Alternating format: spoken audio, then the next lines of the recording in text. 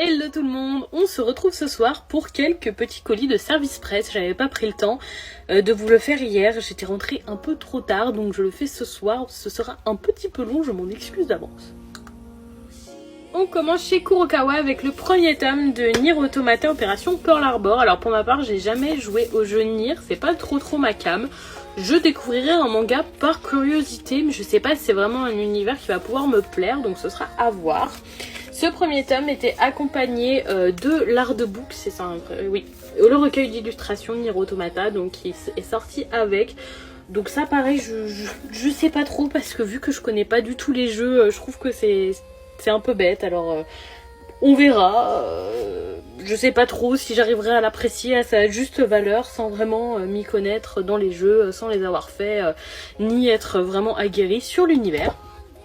Il était accompagné par un petit service presse que vous voyez là, plastifié, très joli, qui présente donc les deux éléments, donc l'artbook et le premier tome du manga. En tout cas, c'est sûr que je lirai le premier tome du manga pour découvrir.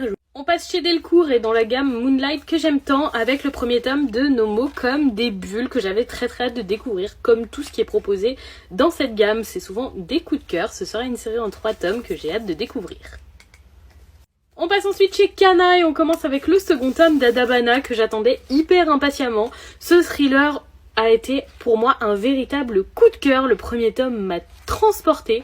J'avais très hâte de lire ce second et dernier tome. Je vais le dévorer de suite. On continue dans les coups de cœur avec le 7e tome de Corps Solitaire que j'attendais aussi hyper impatiemment. Ma série favorite de la gamme live de chez Kana. J'avais trop envie de lire ce tome. J'ai trop hâte.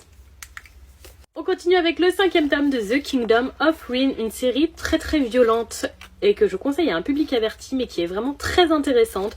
Une belle philosophie, un beau message, des planches incroyables, franchement c'est un très bon titre. J'ai ensuite reçu le 8e tome de Sexy Cosplay Doll, une série pareil que j'adore, je prends plaisir à lire chaque tome, c'est vraiment une super lecture. J'ai adoré aussi la première saison de l'animé, j'ai toujours hâte d'avoir un nouveau tome dans les mains, c'est toujours un plaisir. J'ai ensuite reçu le second tome de Sweet Concrète. J'avais envie de me faire un avis un peu plus approfondi sur la série que j'hésitais à continuer, que j'hésite d'ailleurs toujours à continuer. Ce second tome sera donc décisif pour savoir si je continue plus loin ou pas du tout.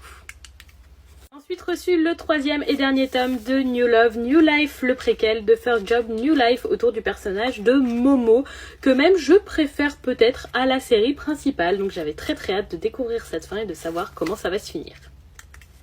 On continue dans les fins avec le 3e et dernier tome de Flow. J'étais assez mitigée sur la lecture des 2 premiers tomes, mais j'avais vraiment envie de voir où l'auteur voulait nous mener parce que j'étais très curieuse. Donc j'espère que cette fin me réconciliera un peu. J'ai ensuite reçu le 11e tome d'Un petit ami, trop parfait. J'ai souvent hésité à arrêter cette série. Finalement je continue, j'hésite, etc. Je pense que ce tome sera peut-être décisif pour savoir si je tire jusqu'à la fin ou non. Et on finit avec un shoujo que j'adore, il s'agit du 3e tome de Lovely Friend Zone. J'ai adoré les 2 premiers tomes, j'aime beaucoup cette histoire et j'avais très hâte d'avoir ce tome entre les mains parce que c'est vraiment un shoujo que je trouve excellent. Et voilà pour la réception très riche du jour et mes petites lectures à venir. J'espère que vous avez passé une bonne journée et tout du moins je vous souhaite une bonne soirée et je vous fais des bisous tout le monde.